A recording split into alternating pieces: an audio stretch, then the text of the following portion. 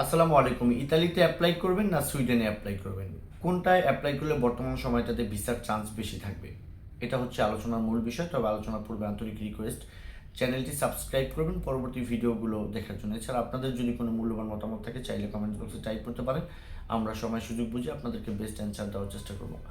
বন্ধুরা, আপনারা যখনই সেনজিন ভিসা অ্যাপ্লাই করতে যান তখন কিন্তু অনেকে একটা ডিপ্রেশনে পড়ে যান এবং কি সেই কান্ট্রি সিলেক্টের ক্ষেত্রে কিন্তু আপনারা অনেকটা টেনশনে পড়ে যান।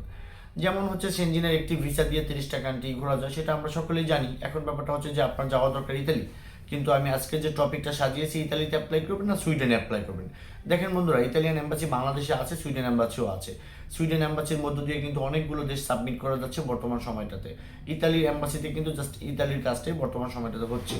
এখন ব্যাপারটা হচ্ছে ইতালির ভিসা দিয়েও আপনি যেতে পারেন সুইডেন, আবার সুইডেনের ভিসা দিয়েও কিন্তু ঘুরতে পারেন সদস্যভুক্ত বাকি দেশগুলো।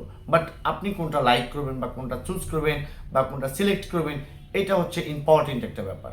বন্ধুরা, আপনারা জানেন যে ইতালিতে বাংলাদেশি প্রবাসীরা প্রচুর পরিমাণ আসে, অনেক আছে অবৈধ বৈধ মিলে, প্রায় অনেক লক্ষ লক্ষ লোক আছে। সঙ্গত কারণে বাংলাদেশিরা যখন ইতালি ভিজিট ভিসার জন্য পাসপোর্টটা সাবমিট করে তখন কিন্তু জাস্টিফিকেশনের প্রয়োজনটা অনেক, ডিউরেশন টাইমটা বলেন, অনেক হার্ড করে ফেলে।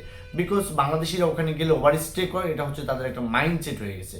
সঙ্গত কারণে ফার্স্ট এন্ট্রি যারা ইতালিতে দিচ্ছেন তাদের কিন্তু সেরকম হেভি ওয়েট ফাইল না থাকলে ন্যাচারালভাবে কিন্তু এই ভিসাগুলো তারা ডিক্লাইন করে দিচ্ছে। এটা কিন্তু তাদের একটা রেজুলেশন বা সিস্টেম আপনি বলতে পারেন। বিপরীত পক্ষে আপনি সুইডেনের মাধ্যমে কিন্তু অ্যাপ্লাই করা যাচ্ছে লাটভিয়া, তারপরে হচ্ছে ফিনল্যান্ড, আইসল্যান্ড, স্লোভেনিয়া, পোল্যান্ড, এই সমস্ত দেশগুলোতে। তো সঙ্গত কারণে আমরা কাজ করতে গিয়ে ইতালির কাজও করেছি, এই সাইডের কাজ করেছি।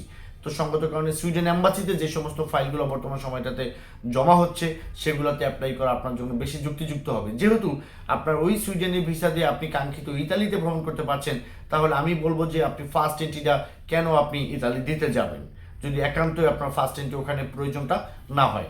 আর স্পেশালি আমার কাছে যদি ব্যক্তিগতভাবে জিজ্ঞেস করেন, আমি কারো কথা শুনে না, বা আমি আসলে ইউটিউব ঘাটাঘাটি, গুগল ঘাটাঘাটি, এগুলো আমার খুব বেশি পছন্দ নয়। তো ব্যক্তিগতভাবে আমি মনে করি যে আপনি যদি প্রপার ডকুমেন্ট থাকে, সব দেশের জন্যই কিন্তু প্রপার ডকুমেন্ট লাগবে। ডকুমেন্ট ছাড়া যে আপনি সেনজিনের যে কোনো এরিয়াতে যত ইজিলি ভিসা দেখ না কেন, আপনার কাছে ডকুমেন্ট না থাকলে কিন্তু সেটা আপনার জন্য প্রযোজ্য নয়।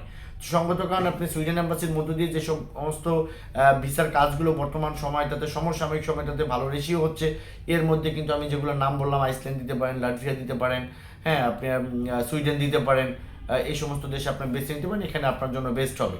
আর সবরই কথা হচ্ছে যে আপনার প্রোফাইলটা টোটালি ডিপেন্ড করবে কিন্তু আপনার ডকুমেন্টের উপরে। আপনার ডকুমেন্ট ভালো আছে তো ভিসা আছে, ডকুমেন্ট ভালো নেই তো ভিসা নেই। তো বন্ধুরা, আপনারা ভালো থাকবেন। আর এই সমস্ত কাজগুলো আমি করে থাকি, স্ক্রিনে দেওয়া নাম্বার হচ্ছে, অন দ্য কলে কথা বলতে পারবেন।